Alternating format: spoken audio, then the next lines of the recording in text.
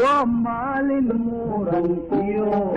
ما كيفني هاري ومال نيلا ما شيء المال شيء المال والله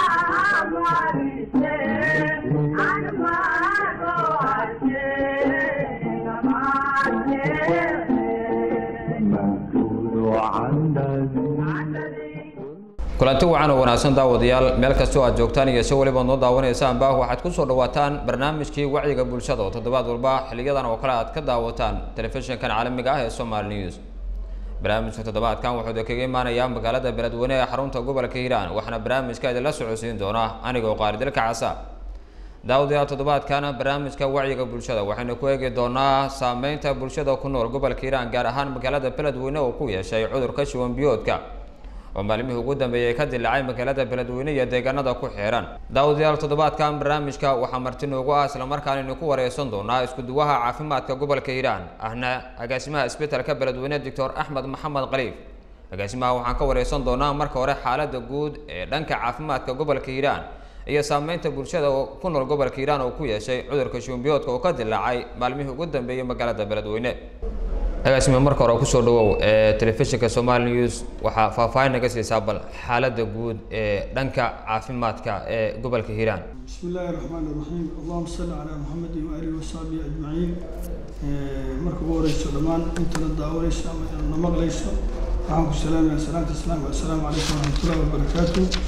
waan ku dhawahay TV-ga Somali News waxa hadii aan ka hadlo xaaladda guud ee gobolka runtii xaaladda guud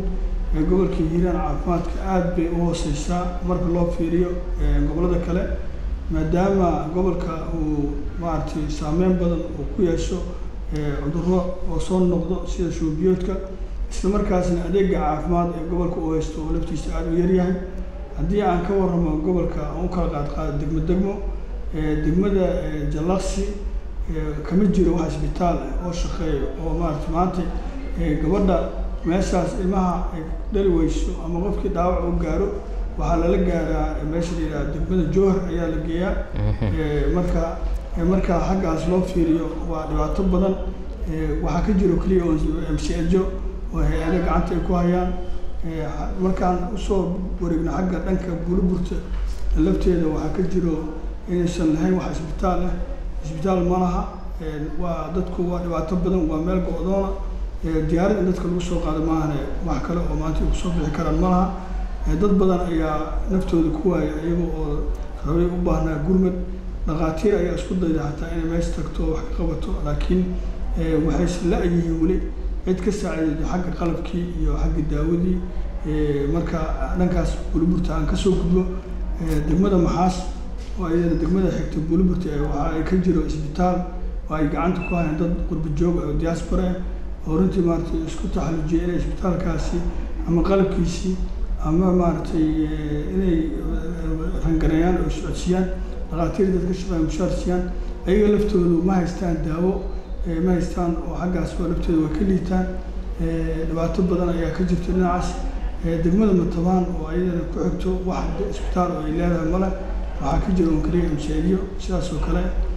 degmada Beledweyne oo ah magaalo madaxda gobolka iyadana waxaa ka jiro in isbitaalka ugu weynaa gobolka oo isbitaal referral oo dadka loo soo gudbina inuu salaftiisa ahayn isbitaal oo si buuxda u shaqeeyo oo qaybna ka shaqeeyo qaybna mataqaanaa shaqadii ay socoto laakiin ay ku socoto si volunteer ah. qalabka yaalla isbitaalka oo qalab liita yahay shaqaalaha ka shaqeeyo boqolkiiba 80 ay mushaar qaadan. wax badan oo mataqaanaa u baahan yahay isbitaalkii oo gobolka ugu weynaa oo gobolada dhexe isbitaal u ahaan jiray maadaama xilligii dowladii Saad Barre aan ka mid ahay dadka isbitaalka ka shaqeyn jiray waa isbitaal xilligaas bilsamaadka ah isbitaal loo soo wada aado daawo loo soo doonto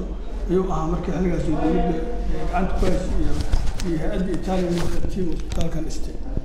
marka laga yimaado baahiyaha caafimaad ee ka jira isbitaalada degmooyinka Buliburta iyo Jalaaqsi ee gobolka Hiiraan ee tilmaantay in baahiyaha caafimaad ay ka jiraan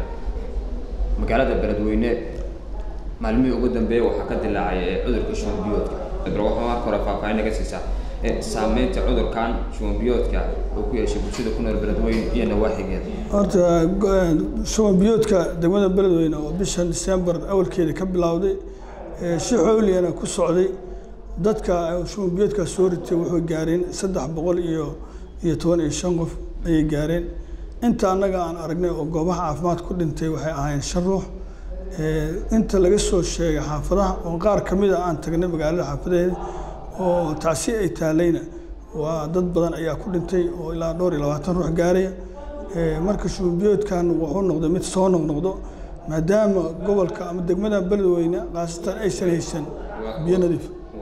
goorme cudurkan shuban biyoodka ah oo ka bilaabay magaalada beledweyne wuxuu ka bilowday 5 bish December ayuu ka bilowday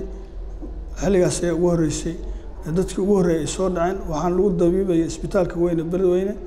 kadibna waxay noqotay dadkii maadaama ay soo bateen oo maalin ka dambeysay oo sii xoogaysanaya ayaa waxa la isku dayay in dadkaasi la geeyo meel lagu karantiilo laguna mataqaana dabiibo oo meesha lagu daaweeyo hay'adda SSP ayaa maartay waxay dhabarka u reedatay inay halkaas geyso dadkii maxaa loo sheegi kartaa tirada dadka oo soo ritay cudurkan shuban biyoodka ah tan iyo markii uu ka dilaacay cudurkan magaalada beledweyne tirada dadka uu soo ritay wuxuu gaarayaan 315 ruux ay gaarayaan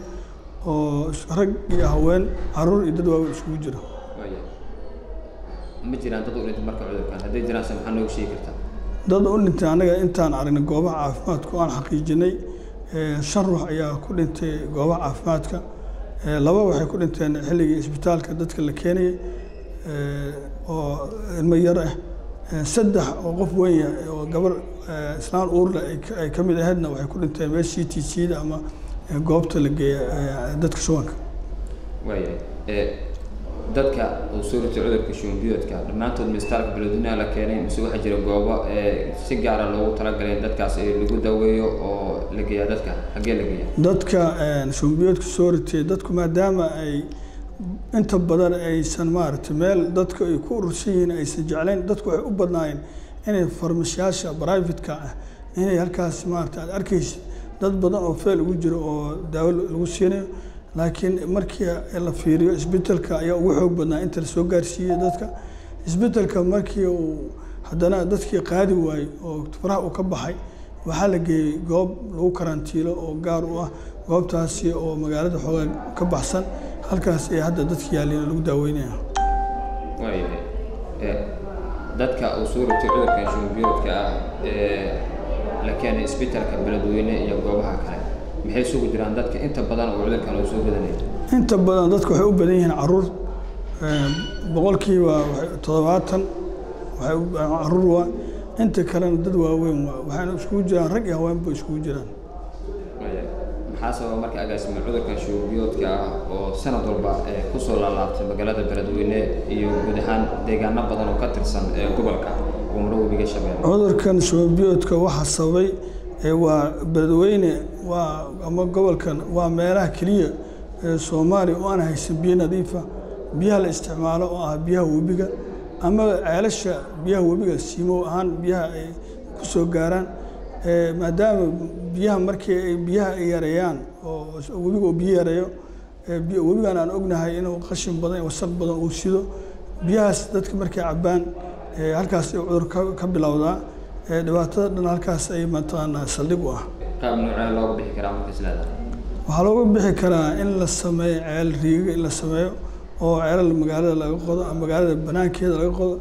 baayo lagu xiro kabacdina dadka ay helaan biyo nadiif ah halkaa kaliya ay lagu daaweyn karaa xalka ugu dhawaa intaas maadaama xal uusan noqonin mar walba in intaasoo dhowr boqol oo kartoon oo falaaba iyo intaasoo aras iyo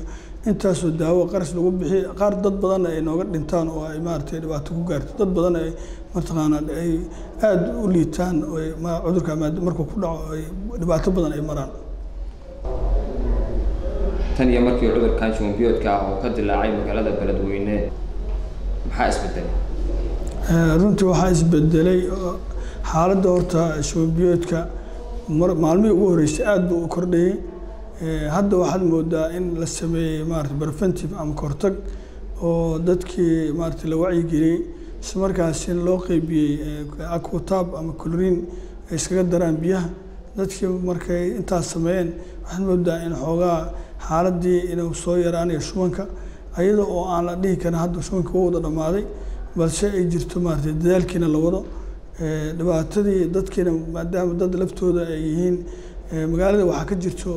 runtii waxaa ka jirto macluul oo nafaqa darre ah maadaama lacagtii shilin Soomaaliga ahayd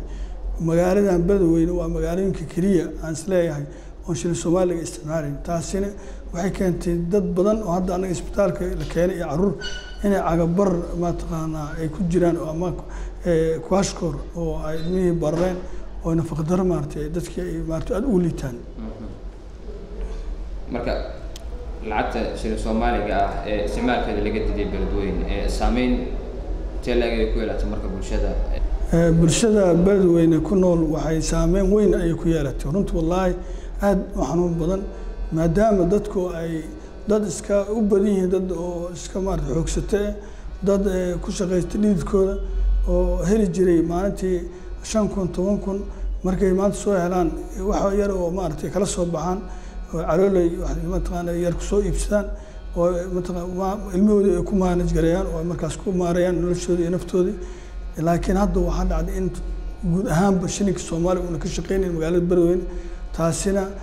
runtii waxay keentay in dhibaato badan dadka ay soo gaaraan haddana dad badan aad arkaysidba inay macluul ay ku jiraan oo xaalad adag ay ku jiraan dad badan oo laga yaabo in haddii arrinta ay sii socoto dad badan ay u dhintaan sida shubanbiyoodka loogu dhimana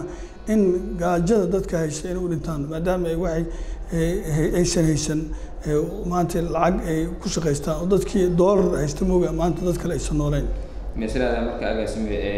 diidmada lacagta shilinka Soomaaliga ah isticmaalaanta ka taagan magaalada Beledweyne iyo deegaanada ku xiran waxay qayb ay ka tahay dadkan oo soo ridanayo cudurka shuban biyoodka nafaqa darrada haysta way ka tahay maxaa yeelay qofka marka uu haysto ama jirkiisa ayaa adkaysi u yeelanaa jeermiska ama cuduradii ama marka uu haysto qofkii wuxuu helayaa inuu lacag haysto oo soo gadan karo biyo nadiif ah ama uu raadsan karo maartay wax nadiif ah ama raashin nadiif inuu raadsan karo laakiin marka qofka waxba haysan waxa naafadna waxba kama qaban karo qofkiina qof asiga dhan walwalsan oo dhibaataysan oo xarig gaajo ku socday saakin ku soo toosay aan sugaynin haddana maanta inuu intee wax ka soo heshaa meel wax ka doono aysan jirin xamaali oo dadkiisu ku xamaali jiray xamaaligiina cid maanta lacag siinaysa ma laha waxay noqdeen in dadkii loo isticmaalayo APC oo qof walba door lagu tuurayo maalmihii hore uu sii kordhayay laakiin hadda maalmaha u dambeysay uu sii yaraanayaa waxa uu ku sii fidayaa xataa meelo kale oo magaalada aan ahayn sida waxa laga soo sheegay tuulooyin badan ayaa hadda naga soo gaartay akhbaar inuu shubanbiyoodka uu ka jiro oo dhibaato dad badan ay ku qabaan sida maartay tuulada Ceel Cali waxa kamid ah deegaanka Jawiil maartay waxa kamid ah Beer Gidid waxa kamid ah maartay inta hadda oo tuulooyinka webiga u dhow oo webiga gaarkiisa oo dhan dhammaan uu ka wada jiraa shubanka tuulooyinkaas taa webiga ka fogaan iyagana uu ka jiraa oo hadda aan sheegay cudurkan haddii aan fiiriyo waxa weeye dadkii maadaama dadka dhaqaale ahaan u taabanayo qofkii asagoo awalba tabar liitay oo aan dhaqaale haysan oo maanta shilin Soomaaliga aan la diiday haddana markuu shubanbiyood ku dhaco dadkii familiga ama qoyskii naftooda waa taabanaya oo ku noqonaya dhibaato in qoyskii noloshoodii cariiraysi galaysa waxa weeye cid maanta caawinaysa mara annagu waxaan kaliya ku caawinayna waxay tahay in qofkii la daaweeyo oo laga hortago inuu qofkii fuuq bax oo u dhinto ama xaaladiisa ay mataqaan ay ka sii darto laakiin tan qoys ahaan ama dhib ahaan asiga haysto waxba kama qaban karo ka waran isbitaalka daawada xagga daawada kale daawada runtii haddii aan fiirino daawada wasaaradda caafimaadka federaalka iyadoo mataqaan isgarabsanaya wasaaradda caafimaadka Hirshabeelle waxaa jirtay in daawo in maartay muddo ku filan laakiin aan dhihi karin gobolka oo dhan ay ku filan kartaa maadaama Beledweyne kaliya ilaa 500 tuulo ay ku taal shubankan tuulooyin badan laga soo sheegay haddana maartay waa dadaal badan ay wasaaraddu sameysay waxayna soo gaarsiisay daawadaas ayadoo gacan ka helayso hay-adaha gacan saarka wasaaradda wax ka hesha sida hay-adda UNICEF iyo WHO cudurkan inuu sababaha ku gudbay ay tahay xagga nadaafadda ama biyaha noqoto nadaafadda biyaha ama noqoto xagga nadaafadda cuntada ama deegaanka ama in musqulaha la isticmaalo gacmaha la iska dhaqo anigu marka fursada u faa'iideysana waxaan dhihi lahaa mar kastaba waxaa dadku inay ku dadaalaan nadaafadda biyaha oo ay xataa haddii ay kulorin waay biyaha iska karkareen cabayaan biyaha ay haddana cabayaan keliya ma ahan inay karkariyaan haddana waalka ay ku shubayaan naftiisa inuu weel nadiif noqdo oo weel biyo webi lagu soo shubay ama biyihii webiga caalkii biyaha simowga ku imaanaya haddana lagu shubay insan noqon laakiin ay nadaafadii biyaha iyo tii cuntada iyo tii deegaankooda iyo tii musqulaha iyo tii shakhsi ahaan personal hygiene iyo tii gacmo dhaqashada intaba inay sameeyaan wase marka hadda xaaladda caafimaad ee dadka bukaanada ah ee u soo ritay cudurka shuban biyoodka haddii aan lahayo ku yaalla isbitaalka weyn ee magaalada iyo kuwa kale yaalla goobaha kale caafimaad intaba hadda xaaladooda dadkaasi aad u wanaagsan tahay dadaal badan ayaa lagu sameeyey alxamdulilaahi waa dadka inta hadda aan sheegayno 300 ka badan wax hadda ka jiifa dadka jiifa aad bay u yar yihiin dhammaantood waxay ka baxeen goobahaas ayagoo caafimaad qabo oo xaaladooda caadi ay noqotay inkastoo dhibaato badan ay mareen anoo hadda fursadaas ka faa'iideysanay xataa gobolka waxaa ka jiro ama deegaanada gobolka oo dhan waxaa ka jira nafteeda cudurka jadeecada ayaa ka jiro oo ilmo badan asiga soo ridanaya cudurro badan oo kale oo la mid ah ayaa iga laftooda jiro oo maaragtay u baahan wax ka qabasho marka waxaan u soo jeedin lahaa weli wasaaradda caafimaadka Hirshabelle iyo wasaaradda caafimaadka federaalka in adeega caafimaadka la ballaariyo gobolkana uu noqdo gobol maaragtay adeeg caafimaad oo tayo leh oo ku filan helo ugu dambeyn adigoo ka faa'iideysanaya fursadan uu ku siiyey telefishinka Somali News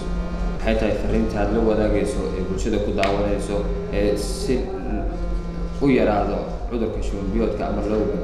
fariinta aan la wadaagayo waxay tahay oo loo baahan yahay dadkuna inay maaragtay ka fikiraan maadaama beledweyne aysan haysan biyo boqolkiiba boqol nadiif oo biyo ceelasha riigaga maaragtay biyaha ceelasha kunta dheer aysan haysan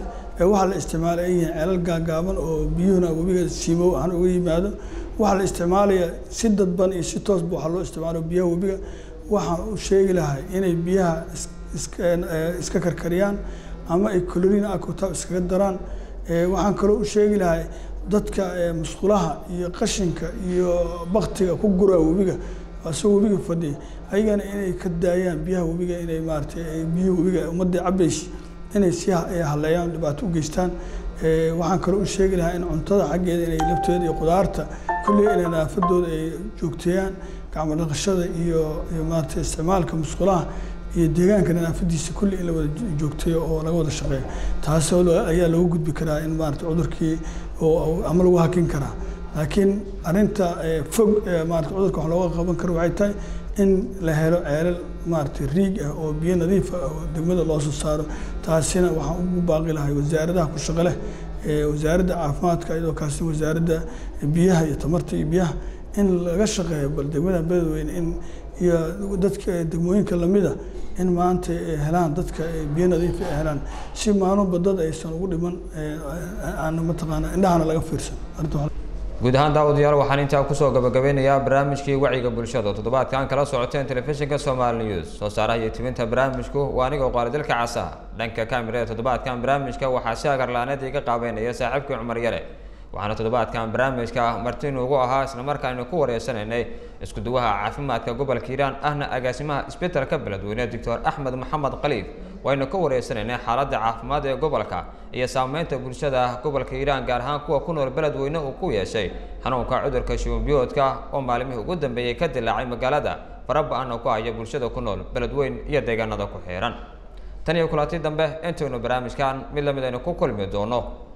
waxaan kaga tagayaa sida ay nabadgelyo